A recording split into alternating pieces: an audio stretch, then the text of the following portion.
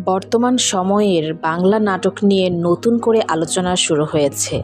সাম্প্রতিক সময়ে বিভিন্ন নাটকে এমন কিছু অশালীন ও অশ্লীল দৃশ্য দেখানো হচ্ছে যা সমাজের অনেক সচেতন মানুষকে উদ্বিগ্ন করে তুলেছে। বিশেষ করে ছোট বয়সী দর্শক থেকে শুরু করে তরুণ তরুণীদের মধ্যেও এসব কন্টেন্টের প্রভাব নিয়ে প্রশ্ন উঠেছে। অনেকে মনে করছেন বিনোদনের নামে এমন দৃশ্য দেখানো হলে তা ধীরে ধীরে মানুষের রুচি ও মূল্যবোধের ওপর নেতিবাচক প্রভাব ফেলতে পারে। এমন পরিস্থিতিতে ইসলামী আলোচক শাইখ আহমদুল্লাহ কঠোর অবস্থানের কথা জানিয়েছেন। এমনটাই সামাজিক যোগাযোগ মাধ্যমে আলোচনার কেন্দ্রবিন্দুতে উঠে এসেছে।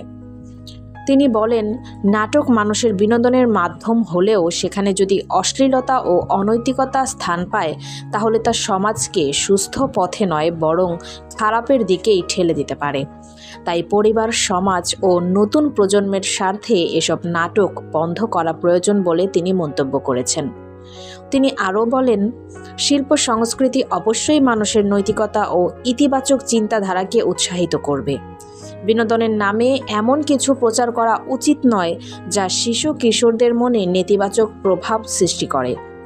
এ বিষয়ে সংশ্লিষ্ট নির্মাতা ও কর্তৃপক্ষকে আরও দায়িত্বশীল হওয়ার আহ্বান জানান তিনি। তো ভিউয়ার্স, এই বিষয়ে আপনার কি মতামত কমেন্টে জানাতে পারেন। সবাই ভালো থাকবেন। ধন্যবাদ।